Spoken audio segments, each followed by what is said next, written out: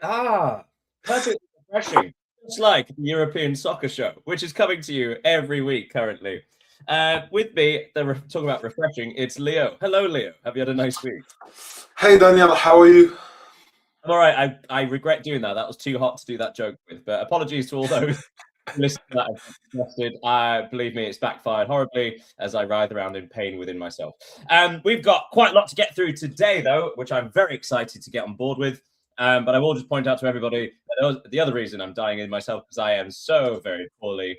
Yeah, so if you see me crying at any point, that's why. Either that or Leo's just really hit me with a good story. Right, we are going to start with, well, it says La Liga, but we've got to go to Spain generally because La Liga is not the only thing. Well, I was going to say that happened in Spain this week. That's not true. That is the only thing that happened in Spain because the Super Cup was it Saudi Arabia? Saudi Arabia. Yeah. Yeah. Okay. So actually, yes, the La Liga was the only thing that happened in Spain this week. But let's talk about it anyway. Let's talk about La Liga first. So on Friday, an astonishingly important victory for Real Sociedad against Getafe, 2-1 at Getafe. Getafe equalised in the 90th minute only for Real Sociedad through Aramburu to score in the 6th stoppage time. Vital win for Sociedad. On Saturday, Oviedo got their third draw in a row at home against Real Betis, whose form has really slumped of late. Villarreal still doing brilliant things. They won 3-1 against Alaves, all goals coming in the second half. Girona, another vital win in the relegation battle, winning 1-0 against relegation rivals Osasuna, who had a man sent off late on. Oh, sorry, Girona did, in fact. Valencia won, Elche won. A good point for relegation-threatened Valencia, but still not a victory. On Sunday, Rayo Vallecano won 2-1 at home against Mallorca, and Levante, who have picked up 4 points in the last 2 games, drew an impressive 1-1 draw against Espanyol, who had a rare off day. First of all, let's talk about the repercussions of this at the other end of the table in relegation. So currently at the bottom, still Real Oviedo on 13, but as I said before, undefeated in 3 draws in a row. They're trying to do a Celta Vigo thing. Levante on 14, although they have a game in hand. Valencia on 17. And then you've got Mallorca 18, Alaves 19, Osasuna 19, Sevilla 20, Girona 21, Getafe 21, Real Sociedad 21. So Real Sociedad are now 11th, but they are still only 4 points ahead of the relegation zone. This is quite a scrap. In the Premier League, we've got the fight for the European place, but in Spain, it's all about teams just trying to get out of the relegation fight. But they keep getting, every time they think they're away, they pull them back in. Yeah. I think you're right, and by highlighting the fact that only 3-4 points between some teams, it shows that it's a very very tight league. Maybe the tightest in Europe, with everything at stake at every level. I took a look, and only 7 points. Even it's just 7 points between Athletic Club, who are actually 8th. Yeah, And Valencia, who are 18th. So the thing is that every weekend, every game, every point count because it can shape up the standings. Absolutely. And as you say, sort of so close from Valencia to Athletic Club. We should also point out, though, that Valencia, do you see them winning 2 matches to catch up? Not in the near future. So, but anything's possible. It does also mean that if you hit a real bad patch of form, you are at risk of getting really sucked into this in a big way. Yeah, that's true. And which is interesting is that if you take a look at the result of the weekend, you can see that the 3 bottom teams, none of them have lost and none of them have won. So everything is like the previous weekend, but everything can change so fast that it's exciting to see every weekend what these teams are gonna do. Villarreal still putting up the fight, 3 points ahead of Atletico Madrid in 3rd place, and they have a game in hand, which if they win, they'll only be 1 point behind Real Madrid. They're still having a wonderful season. Wonderful to see them keep going. And I believe, so the form table, Barcelona have won 6 on the bounce, which is astonishing. I think it might be more, actually. No, anyway. But the next best form is Villarreal, who have got 5 wins from the last 6 matches. The only loss being, of course, against Barcelona. Yeah, Villarreal, time again, are showing their credentials as not just favourites for the Champions League, but they aren't out of this title battle yet. They consistently show their quality as others humble. It's like Atletico. Yeah, you've been talking about the fact that if they win the game they got in end, they will close the gap to Real Madrid. But the thing is that if they actually win it, they will put Atletico far behind them because they have already 3 points. If they win this game against Real Madrid, because we have to say that it's against Madrid that they will play this game, they can put Atletico 6 points behind in the race to the Champions League spots.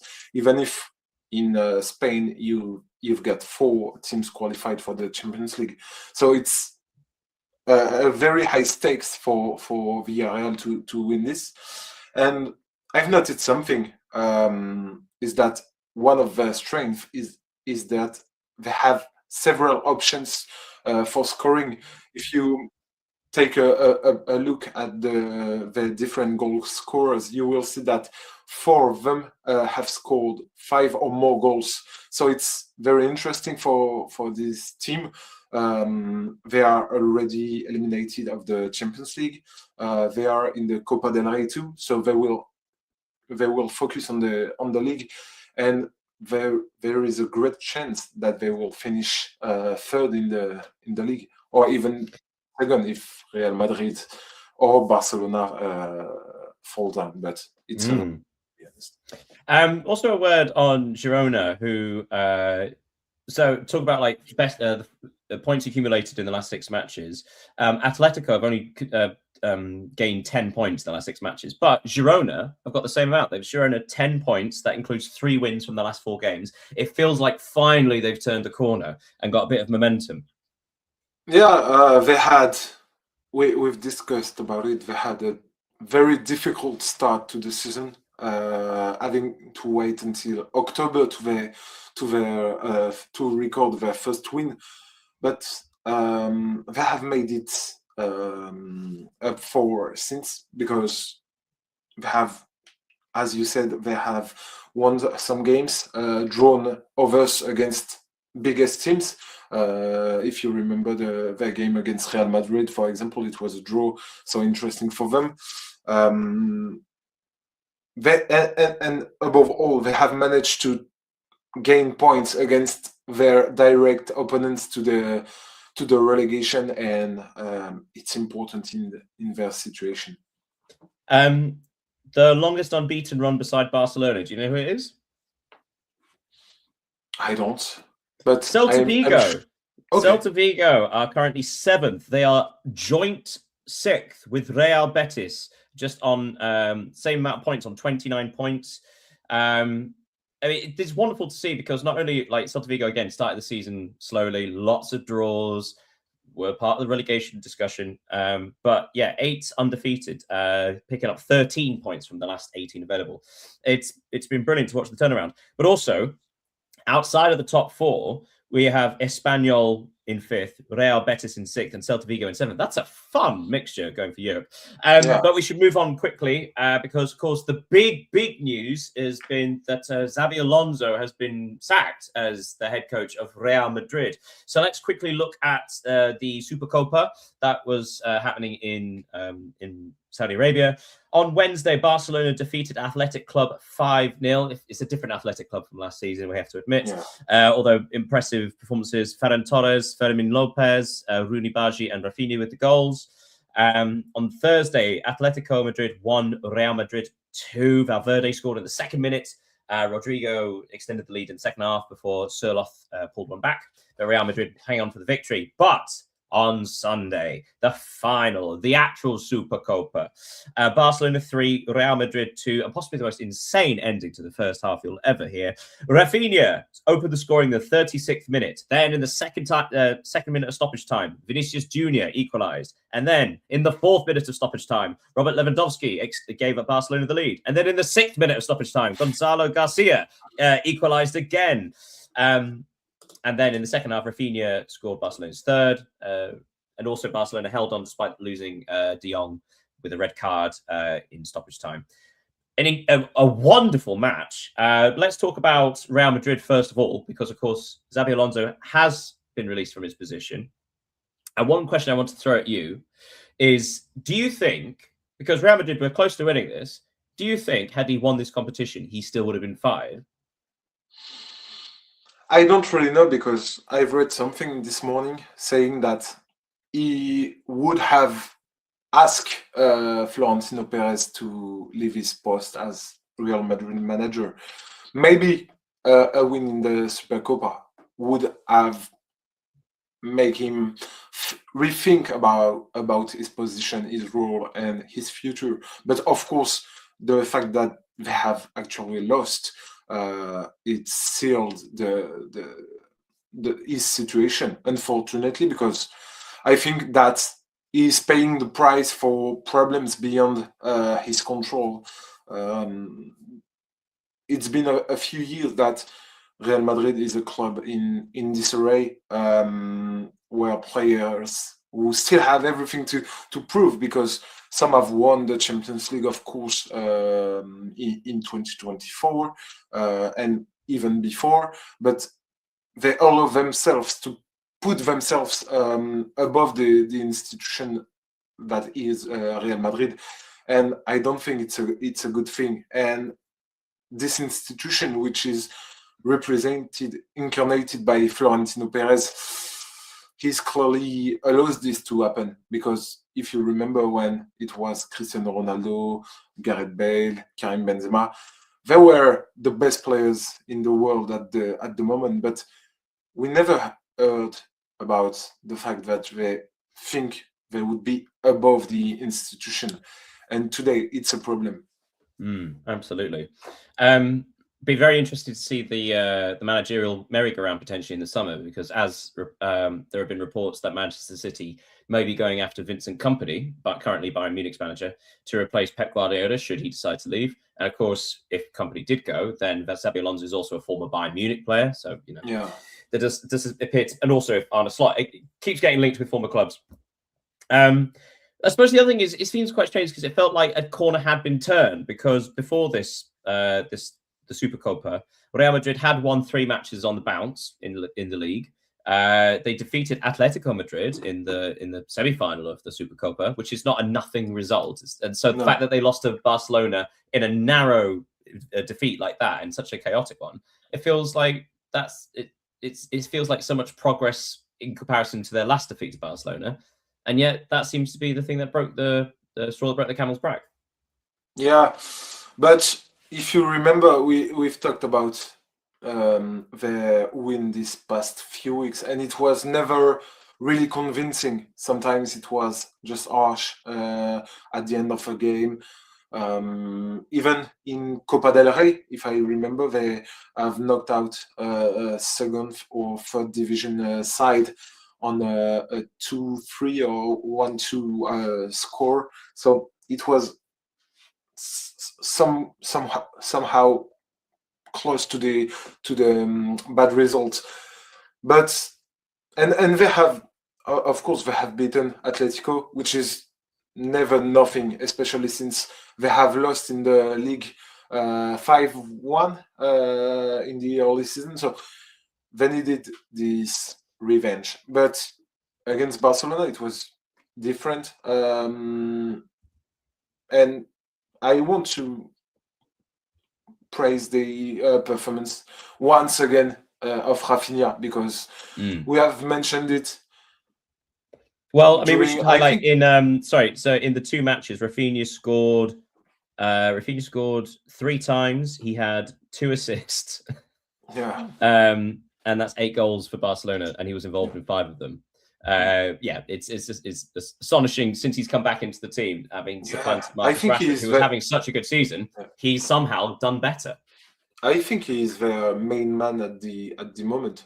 Maybe, and I think Lamine Yamal or Pedri are better football players, but in just the pure aspect of what he brings to the field, to the squad in the dressing room, and his performance. Rafinha is at the moment the most important Barcelona player. Well, we have to leave Spain because otherwise we'll just talk about this forever. Right, let's go over to Italy, and it is Serie A. We've got a double header for you. So we'll talk about the midweek first. So on Tuesday, Pisa lost at home 3-0 against Como. Lecce 0, Roma 2. Roma finding a bit of form. And their strikers scored, both Ferguson and Dovbyk. Sassuolo 0, Juventus 3. Talking about finding form, Jonathan David finally scored in that match. On Wednesday, Bologna, their bad form continues. 0, Atalanta 2. Their revival also continues. A couple of goals for Krstovic. Napoli 2, Hellas Verona 2. The biggest shock of the midweek. The fact that Hellas Verona were winning 2-0 at half-time before goals from Scott McTominay and Di Lorenzo level things up. But terrible performance. Well, a bit of blow from Napoli. Lazio 2, Fiorentina 2. Fiorentina following up there another victory with a draw, a really good point, really good results. They thought they'd won it with Goodmanson scoring in stoppage time, but alas for Lazio to score from the penalty spot in the 5th minute stoppage time as well. Parma 0, Inter 2. A lot more sedate victory for Inter there.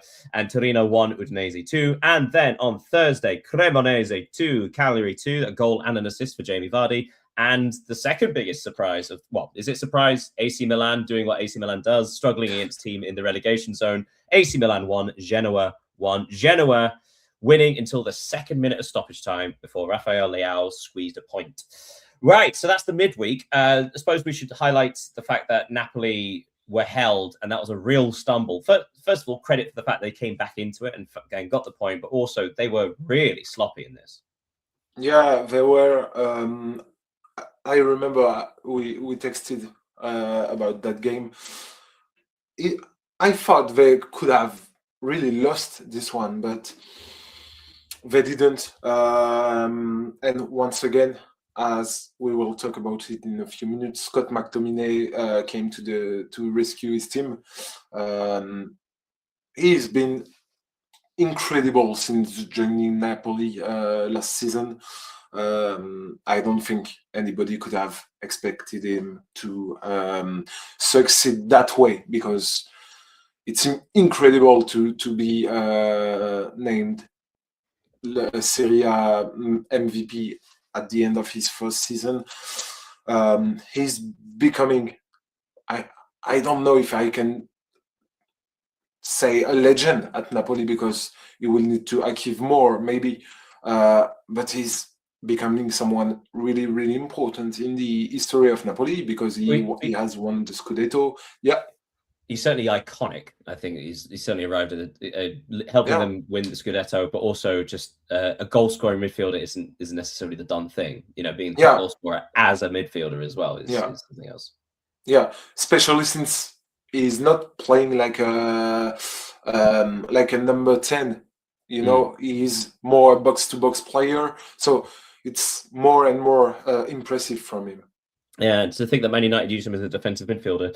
Before we talk about AC Milan against Genoa, I'm going to talk about the weekend's results. We'll come back to Milan.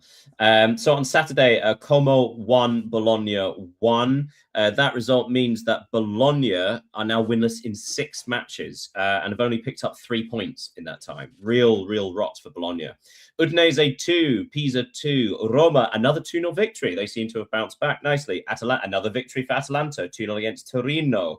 Then on Sunday, Lecce 1, Parma 2. These guys were 1 point apart, these two relegation rivals, before the kickoff. Lecce scored in the first minute, but then Banda got sent off in the second half, and then Lecce scored an own goal, and then Parma scored a second, and then Lecce got another man sent off. They sort of really self-imploded there. Fiorentina 1, AC Milan 1. Again, AC Milan losing until the 90th minute, where Nkunku rescued a point for AC Milan. But Fiorentina, 5 points in 3 matches. The revival is on. Hellas Verona 0, Lazio 1. Inter 2, Napoli 2. A great match. Napoli came from a goal down twice in this game. Di Marco opened the scoring.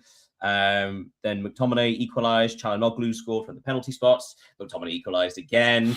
Oh, you can't keep that man down. And then on Monday, Genoa 3, Cagliari 0.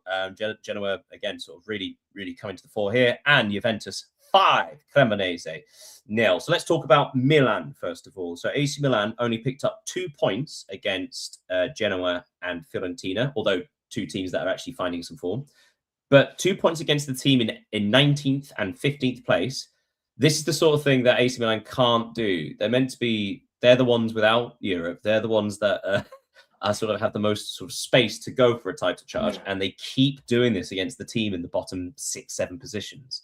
Yeah, if I was a Milan supporter, I would regret my week, because especially when you take a look at the results of Napoli, who have drawn 2 games also, including one against Inter Milan. With four more points, Milan could have been first in the league until next week. So, yeah, it's a lot of regret. But I want to highlight the performance of Fiorentina, because it's a really good result for them to have drawn with Milan. They have now only lost 1 game in the last 5 in Serie A, so they're on a impressive run in their form. So good for them. Well, yeah, and actually watch this space, because I mentioned it before, like Genoa have found a bit of form as well, although that is only in the last 3 matches. Before then, Genoa had lost 4 matches in a row. But looking at the bottom of the table, the points accumulated in the last 6 games, Pisa only 3. Cremonese have the worst form. They've only picked up 2 points in the last 6, and they're only 5 points ahead of Lecce. So Cremonese could still get sucked back into this. But Genoa have picked up 5 points. Cagliari have picked up 5 points. Hellas Verona have picked up 7. Fiorentina have picked up 8. Lecce have picked up 9. Parma have picked up 10. So actually, these clubs that had actually created a bit of a gap in the previous month are now getting sucked back into it. So especially Pisa seem to not generate much momentum at all. But everyone else, it feels like they're all at risk and they all have the potential to be safe. Which of course makes it for another fascinating relegation battle, much like La Liga. Yeah, you have told everything about how the things are going at the bottom of the table, and we've discussed if Fiorentina could be relegated or no, and the fact that some team battling to stay up can't win these crucial games, it makes me think more and more that Fiorentina to stay up. And on that point, sorry to back you up, because of course the two draws this week, then it was away to Lazio and at home to AC Milan. Those are 2 really good draws. Yeah, of course. And even when you watched the games, you can see improvement in their way of playing, in their intention. So it's positive for them. Absolutely. Right, let's bounce to the top. So I mentioned it before, Bologna winless in 6. They are now down to 9th place Bologna, although they do have a game in hand. But a word on Atalanta. They've won 5 of their last 6 matches. They are now 7th and 3 points behind Como above them. So Atalanta seems to have recovered really well and actually are now pushing for Europe again. Yeah, you've mentioned Bologna, the Como versus Bologna game, and I don't know if you saw Baturina's goal in the last minute. Sensational, certainly one of the goals of the weekend. But it was really crucial because it allowed Como to stay 3 points above, 3 points up with Atalanta, who, as you mentioned, they have embraced a good form these past weeks. So the race to the European spot is going crazy. Final word. Final word on Juventus, who are now undefeated in 6. They have won 5 and drawn 1 of their last 6 back. Like brilliant form, actually joint best in the league with Inter. But you were talking before about AC Milan having a frustrated week. You do think back to say Juventus last week drew with Lecce, who of course are just narrowly outside of the relegation zone. Had Juventus won that, they would currently be second. So it does feel like, and although we should point out that Juventus, Roma, Atalanta, Lazio, they have played a game more than Inter, AC Milan, Napoli, Como, Bologna. But still, that's the, again, sort of thing of like, if Juventus want to put real pressure and if they want to be considered in this title challenge, they really can't slip up anymore. They slipped up too much early on. Yeah, of course, you have every time you have a bad result against weaker teams, of course you have reasons to have regrets. But if you watch Juventus and pay attention to their games, we've said that they certainly lack of an offensive player capable of scoring. And finally, it seems that Jonathan David, who had a terrible start of his Torino's adventure, may finally have settled in. He has scored 3 goals and assisted 2 in the last months. So finally, he's being adapted to Serie A and his new teams, and I think it will obviously help Juventus to fight for the first, second, or third place in the league. Again, fascinating. Brilliant stuff. Right, we're going to move on to the Bundesliga. That's right, the Bundesliga is back. They are back from their break, and we opened up with possibly the game of the season. Frankfurt 3, Borussia Dortmund 3. What a match this was. Dortmund opened the scoring through Bayer before Özun equalised from the penalty spot.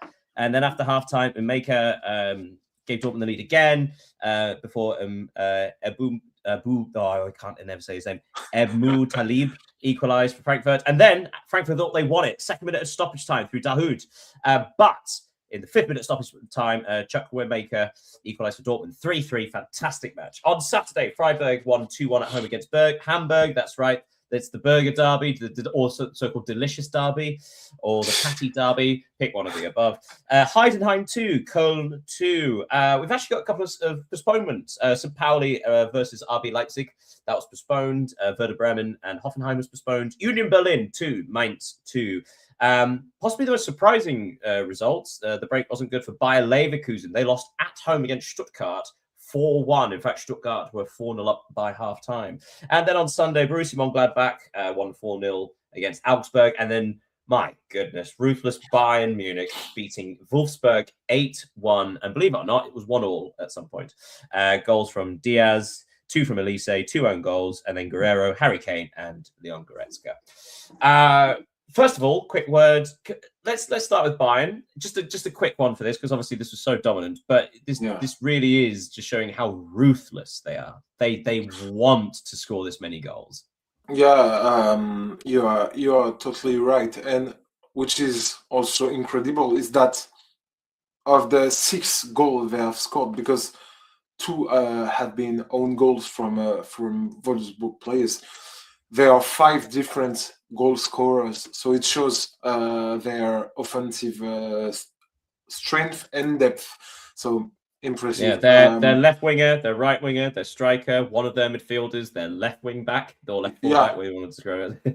Yeah, and which is also incredible is it's that they have only played 16 league games so far. We are early January, and they have already scored 63 goals in the league. So, yeah, Bayern are ruthless, as you said. Yeah. Real shock by Leverkusen 1, Stuttgart 4. Stuttgart, their form has stuttered before the break, and there was concern that they would drop out of this. But that victory puts 3rd place RB Leipzig on 29, though they have a game in hand. Bayer Leverkusen on 4th on 29, and Stuttgart on 5th on 29. So we've got a 3-way tie on 29 points. So not only have Stuttgart stayed in it, but actually they may have put a real dent in Bayer Leverkusen. That's the sort of performance that can really put a spanner in the works. Yeah, and the fact that it has been done away from home is really, really positive for them. It's a victory, as you said, that further tightens the race to the Champions League, as 3 teams are now with 29 points, even if Leipzig have a game in hand. But their form isn't optimal, talking about Leipzig. And which is funny between Leverkusen and Stuttgart is that their record in the league is the same. They have both won 9 games, drawn 2, and lost 5. So yeah, and if you look at their form, Stuttgart are likely to gain more points than Leverkusen in the next weeks. But real sort of bang. It's the game with the bang. Yeah. Well, I was going to say, so outside of Bayern, obviously second place Dortmund, and they're 4 points clear now of RB Leipzig. But also, they have been pretty damn consistent. Second best form in the league. A brilliant 3-3 draw at Frankfurt. I mean, you messaged me at the end of it. I think you described this game as lit, which I'm not sure I would ever describe a match as. But it was a fantastic match, wasn't it? Yeah, fantastic. And it's a game that confirms that Guirassy is going through a difficult period as a striker, of course, because he hasn't scored since October or end of October or early November. But for this time, it's not Dortmund who have failed to win, because sometimes, Dortmund are leading in a game and concede a goal in the dying minutes. But this time they have scored in the dying minutes, so they really earned that point. But the real fairy tale or feel-good story of this game concern Younes Ebnou Talib. You struggled as well. Yeah, it's difficult to say. He arrived in Frankfurt from the German second division this winter, and he scored obviously against Dortmund during his first game.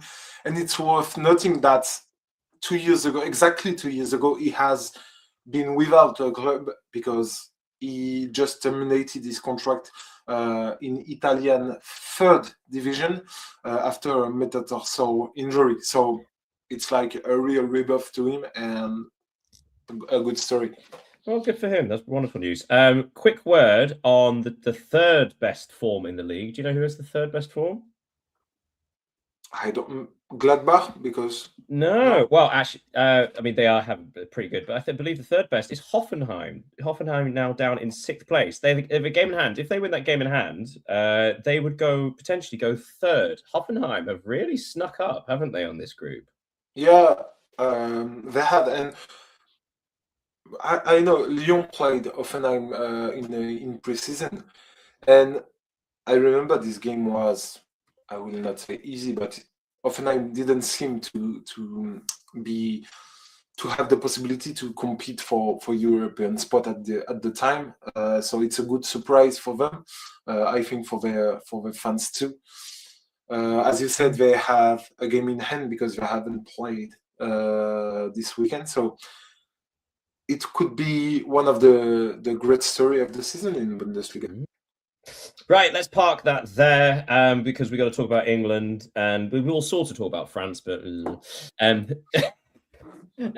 yes, let's talk about, first of all, the midweek games for the Premier League. On Tuesday, the game we were all looking forward to, West Ham United against Nottingham Forest, 18th against 17th, the relegation clash decider, potentially. And West Ham United threw it away. They lost at home 2-1 against Forest.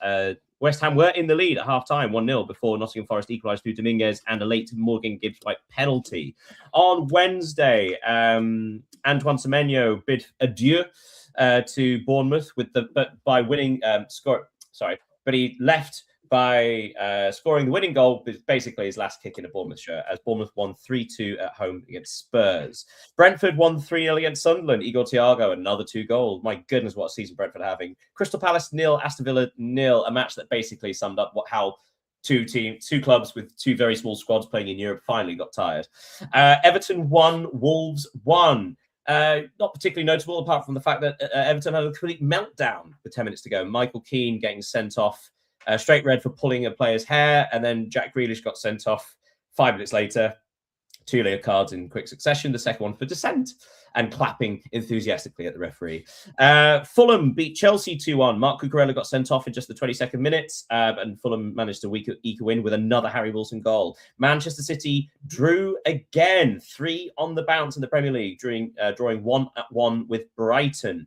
Burnley 2, Manchester United 2. The Darren Fletcher tenure began with a draw at Burnley, although Benjamin Šeško finally scored a couple of goals. And then possibly the match of the season, anywhere, anytime. Newcastle United 4, Leeds United 3. Leeds United winning 3-2 at the end of 90 minutes. Then Bruno Guimaraes equalised from a penalty spot before Harvey Barnes scored in the 12th minute of stoppage time. And then on Thursday, the complete anticlimax, that was Arsenal against Liverpool, which was so boring. Right, that was the Premier League. I suppose a couple of things we should say. First of all, Arsenal had the benefit of knowing the results of Aston Villa and Manchester City. So the fact that both of those teams dropped points meant that Arsenal didn't have to really throw the dice and gamble against a potentially dangerous Liverpool side. Yeah, but the fact is, if they have won this game, they could count 8 points. There could be 8 points clear from Manchester City and Aston Villa. So we know that Arsenal, they have done this season. They could drop points even when they got a good advance compared to their opponent. So they absolutely need to win these games, even if winning against Liverpool, drawing against Liverpool isn't chaotic. It's obviously an interesting result. But we should point out that Liverpool, Liverpool have fixed things a bit. They are now joint longest unbeaten run in the league with Manchester City, 9 matches unbeaten, although Liverpool have drawn the last 3 games, just like Manchester City. Interesting. But again, if it's that sort of time where at the end of such a hectic festive period, it's understandable that some of these teams have dipped a fair amount. Quick word on Forest West Ham, because that's potentially the most important result of the weekend. You and I were talking about like how on earth Nuno Espirito Santo can continue in the role, because currently West Ham are now 7 points behind. That's insane. In fact, West Ham have only picked up 1 point in the last 6 matches. It's not only are they that far behind Nottingham Forest, but they just don't look to be capable of actually getting results anymore. Not even draws. Burnley have had 3 draws recently, and yet West Ham have had 1 point in 6 matches. And yet Nuno Espirito Santo is still there. Why do you think that? Not that we want people to get fired from their jobs, obviously, but do you think West Ham are in a position where they have to roll the dice, or is it a gamble to stay with him instead? We've discussed about it last week, and that's a tough question because there are a lot of problems in that West Ham side. I would point, of course, firstly the defensive performances. They're the worst defense in the Premier League right now, in front of Wolves, in front of Burnley, who are their opponents in the relegation zone. So it's clearly one of the problems. They don't score a lot too, but I think they have some good players in attack, in the attacking sector. So what do you think? Do they need to stay with Nuno or release him? Or I think that's a tough question. Personally, I think the sign was that they also cancelled the contract of Callum Wilson and signed 2 strikers that have not only are young but also have no experience in the Premier League. Seems I mean, that could be the biggest gamble of all, but also shows exactly the mess of planning in regards to recruitment at West Ham United. Because people were referring to the fact that Graham Potter, obviously, he had a torrid time of things, but his squad, on paper, they have a decent squad, but you don't see how it all fits together. For example, like they signed Nicholas Fulkrug for 20 million euros, and a 31-year-old striker with no pace doesn't sound like the sort of thing that would work in the Premier League, especially one that's also injury prone. So what was the logic behind having him as the centre point? Are you then going to surround him with pacey wingers and supporting midfielders? But then you also still have Thomas Souček as one of the midfielders. So yeah, none of it seems to fit. None of it seems to make sense. And basically, a lot relies heavily on just give the ball to Jared Bowen. Yeah, and it's a bit it's incredible, and West Ham can count themselves lucky to be able to count on Jared Bowen, and they also can be proud or not proud, but they can count lucky that he's not an injury-prone player. He's been performing even if his team doesn't. So yeah, I don't know where they would be if it's not with Jared Bowen. Oh my goodness, we need to move on, but like obviously we still haven't spoken about like Bournemouth 3, Spurs 2. Again, like the perfect send-off from Antoine Semenyo, and a gorgeous reception that he got from the crowd as well. But also we've not spoken about Newcastle 4, Leeds United 3, which you described as the Daniel Haynes derby. It's like my team and my second team. Yeah.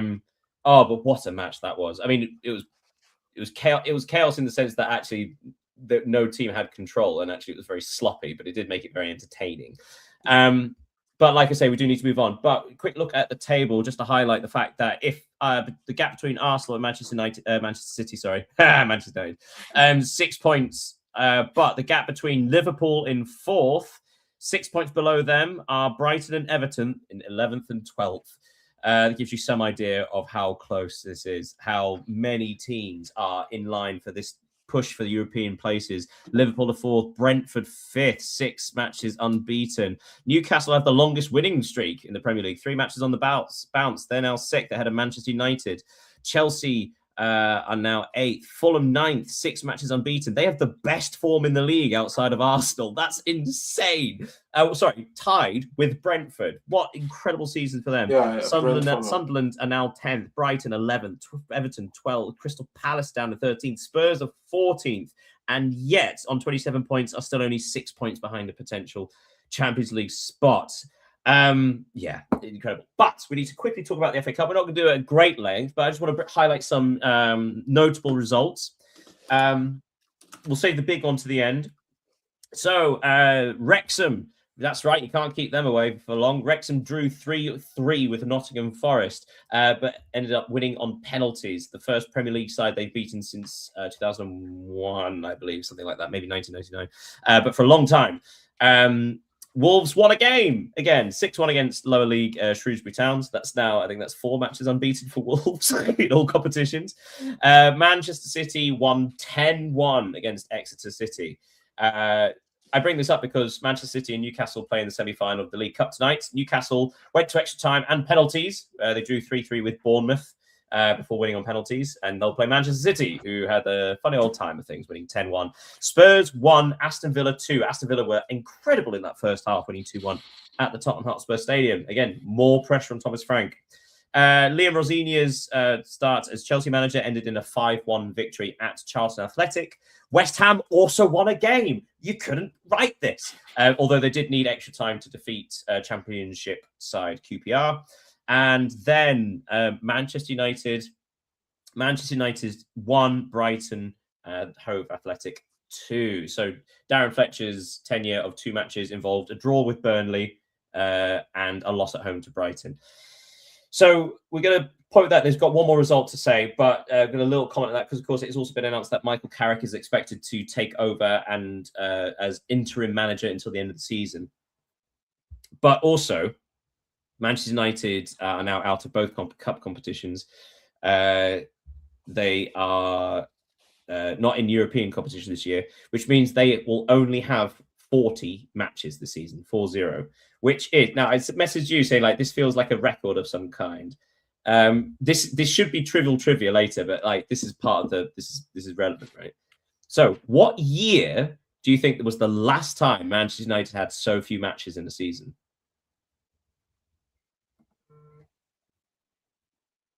I'll give you a clue. It's a notable historical date.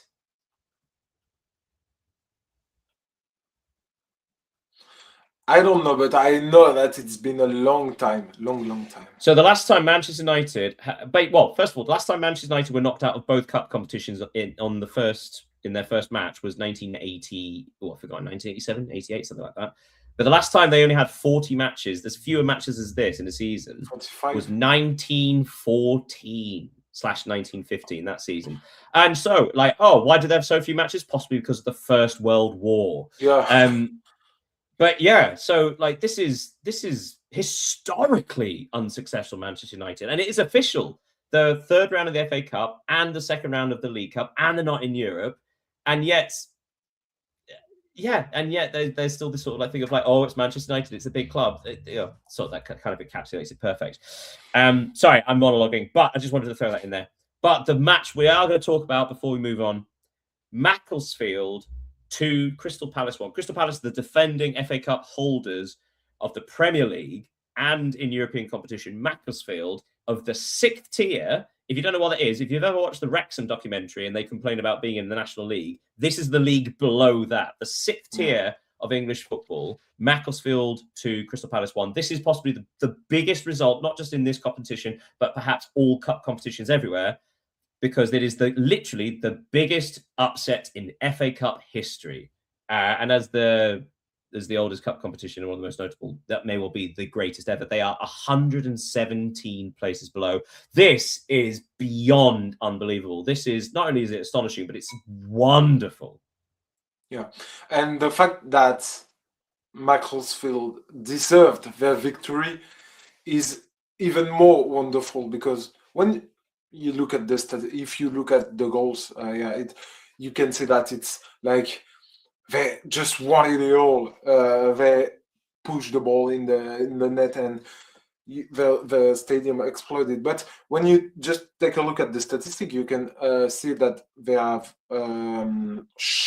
registered more shots than Crystal Palace in this game, and they have registered 13 shots in 90 minutes. It's incredible not only to have won that, but to have tried this hard against a Premier League club, second, a European qualified team, third, the FA Cup winner. So it's incredible, and I hope for them. I didn't see the draw. I've got it with me. I've got it with me. Yeah.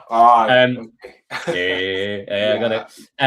So I should also give you a bit more context. So you may have heard so Macclesfield Town was the side they were before. They were declared bankrupt and liquidated. So this is actually a Phoenix club. Yeah. So one where the fans have just moved on to basically the exact same club but rebirthed. So it is a Phoenix club. And perhaps more astonishingly, they lost one of their players. Ethan McLeod died in a car crash last month, and the fact that there was also emotional scenes at the end, because not only because of the victory, but also because Ethan McLeod's parents were there and still part of the club, and it was a beautiful thing to include them as well. But yes, the next round of the FA Cup, if you'd like to know, Macclesfield have been drawn at home against Brentford. Now, it's one of these things where if you don't know how this works, rather than sort of having regular gate receipts, what happens in the FA Cup is that both sides get 40% of the gate receipts, the income from the match, and then 20% goes to the FA. So Macclesfield were really, really hoping for like an away match at one of the big lads, because then that's obviously for a club so low down, that's a life-changing amount of money. But home to Brentford also means that like potentially another one. Could they do it again? Other draws include Aston Villa at home against Newcastle United. That's right. Newcastle's reward for that brutal game against Bournemouth is away to Villa. And at the same time, Manchester City somehow keep getting the easiest draws imaginable. They've been drawn at home against Salford City or Swindon Town. Salford City, I believe they beat last year 8-0. So yeah, gives you some context for the FA Cup. We do have to park it there. We've run out of time. So let's quickly talk about, well, let's go to France, shall we? Let's go to France, sort of. Let's go to France. Should we talk about the Coupe de France?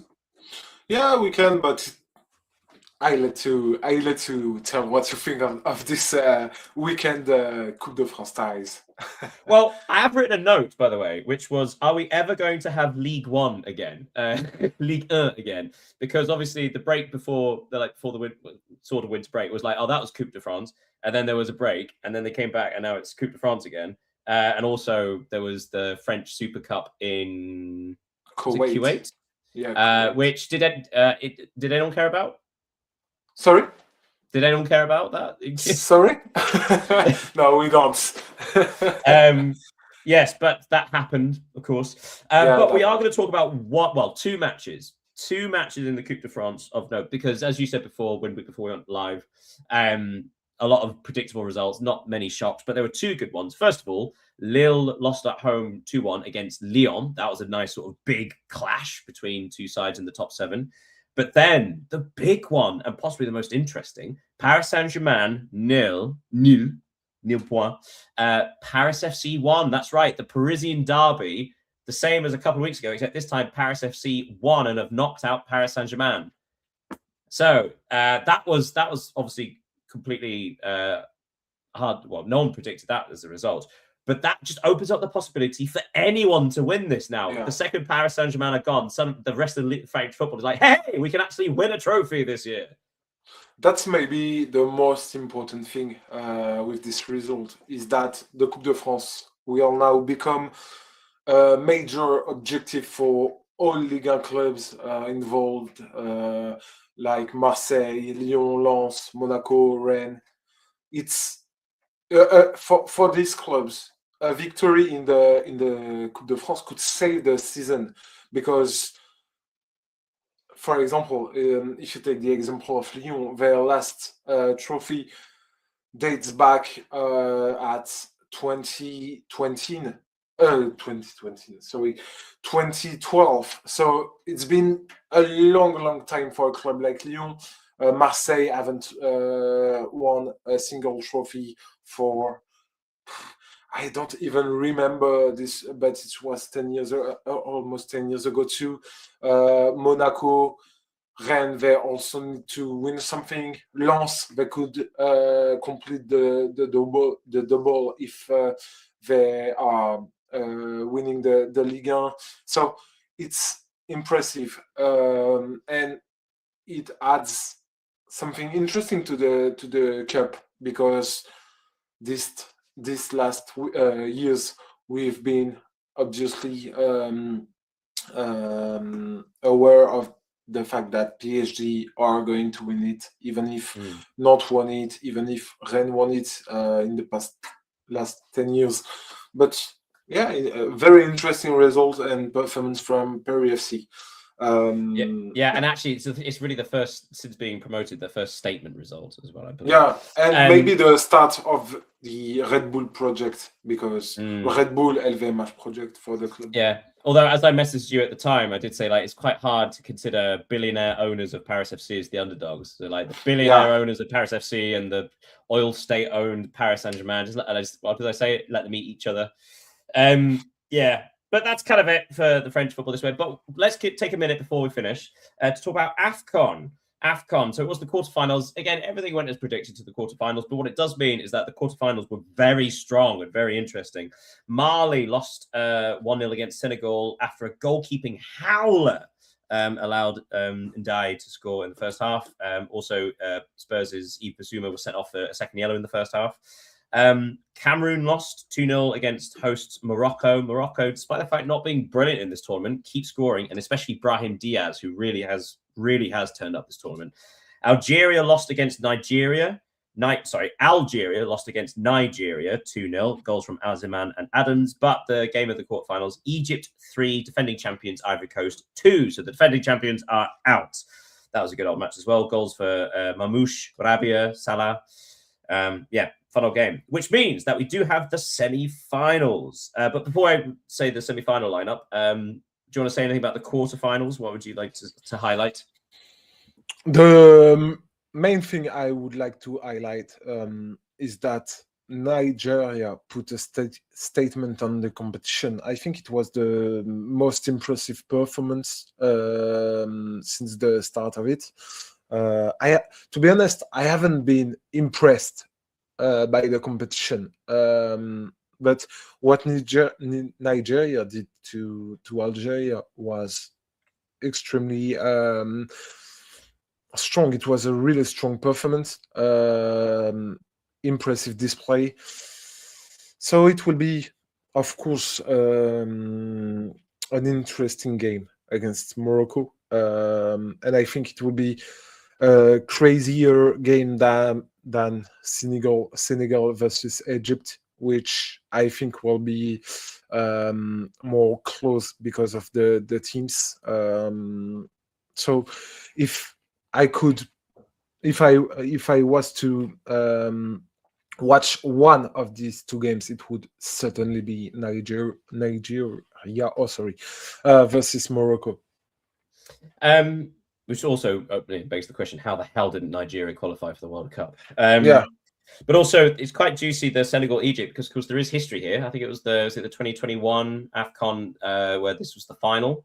Senegal-Egypt, the Mane Salah rivalry, where Sadio Mane, I believe he missed a penalty in regular time and then scored the winning penalty in the shootout. And then only like 4 or 5 months later, there was the playoff to go to the World Cup. Same thing happened. Sadio Mane scored the winning penalty. So there's history there. But currently, Mane against Sadio Mane and Mohamed Salah currently is 2-0 to Mane. So it'd be interesting to see where that goes. Out of those 4, who do you think is going to win this? That's a tough question. But if I have to say one name, I would go. I think the final is going. First, I think the final is going to be Egypt versus Nigeria, and I think Nigeria will go through to win the title. Who do you think? It does. I would agree, just because it seems like they are the only genuinely impressive team. Like sort of like they as opposed to just like sort of getting through matches. Like no, they dominate. Yeah, from what we have seen, I think they are the better. But it'd be interesting to see like how Morocco do that though, because they did step up against Cameroon. So like Morocco haven't had the hardest route through this competition, but also they are defeating who's in front of them. Okay, so with a few minutes left, oh my God, we're on schedule. We had all that to talk about. Thank goodness nothing happened in France. So 3 things we may have missed. I've got a couple of things. I would like to highlight the Scottish Premiership, where Hearts are still at the top by 6 points. But this may not be very interesting at the start. They defeated Dundee 1-0 at the weekend. But their goalkeeper got sent off at the end of the first half. And 42-year-old Craig Gordon, I forget how old he is, 41, 42, Craig Gordon, Scottish international, came on. Hearts defended their lead, but what I want to say, like what you might have missed, was Craig Gordon produced a save in the 3rd or 4th minute of stoppage time, which was incredible. One of those moments that could define a season. Like that could genuinely be what wins them the title. That one point blank save. It was absolutely fantastic. What do you think we may have missed? One interesting signing in French 4th tier. If you remember, a few years ago, Andy Carroll came to France and sign with Bordeaux. Today, Bordeaux have announced the signing of Almani Touré, which 3 years ago was winning the Europa League with Eintracht Frankfurt. So it's, of course, a huge coup for Bordeaux, who are still playing in the French 4th division. The Malian international is only 29, so that's interesting, and it shows what Bordeaux represent at the scale of French football. So this was one of The coup of the And Mercury. one other I'd like to bring up, which is in the WSL, something quite unusual happened. Certainly something I don't think I've ever seen before. So West Ham United were going to bring on their new signing, Cascarino, signing from Juventus, I believe. And she was denied entry to the pitch. Do you know why? I don't. She had an earring in, but unlike Ah. other parts of other European competition in England, that you're not allowed any jewelry at all. But unfortunately, it's not a piece of jewelry you can take out yet. It has to be surgically removed. So she was refused entry to the pitch. Okay, so that's unusual, and I missed that. Yeah, that's unusual. That's the first time I hear something like that. But England has a slightly stricter, like I say, stricter rule for that than everywhere else. But it's good. Hence why she could wear the earring when she was playing in Italy all that time, and yet over here it's like, oh, so it's just the sort of thing you just miss, right? Because she had it taped up. But yeah, not allowed. Right, let's go on Trivial Trivia. We just hit the hour mark, and I need to go. By the way, apologies everybody for watching me sneeze and wipe my nose. But that's what I've been doing. Obviously, very unwell, but it wasn't anything untoward or anything. Right, a little bit of trivia. Do you have anything? I've got one for you. Oh, go on then. Can you name the 5 teams that have scored the most goals in the 5 major leagues this season? We mentioned one earlier. Well, I mean, obviously, one is Bayern, obviously. The first. I would go Barcelona for Spain. Yeah, with 53 they're 2 obvious ones. Goals. Yeah. Now, we know for a fact that Marseille were the top goal scorers, but that was about 6 weeks ago, and I think that might have changed by now. It might actually still be Marseille. Is it still Marseille? Marseille are not in the 5 best. Oh, do you mean? Sorry. So just not. Yeah, not across. Yeah. Okay. The 5 across the 5 leagues. Oh, sorry. I see. So not just the top goal scorers in each league. No. Oh, I see. Sorry, apologies. Okay, No so in that case, yeah, Bayern. I mean, I doubt it's anyone in Italy. Is it actually? Is there an Italian team in there? There is an Italian team. Is it Juventus? No. Or is it Inter? Yeah. Yeah. You've mentioned Bayern, 63 goals. You've mentioned Barcelona, second with 53 goals. Mm-hmm. Inter, 4th with 42 goals. So okay, who are the other 2? Weirdly, I don't think it's. I'm not putting an English team in there, although there are a lot of goals. I wouldn't say it was Arsenal. There is an English team.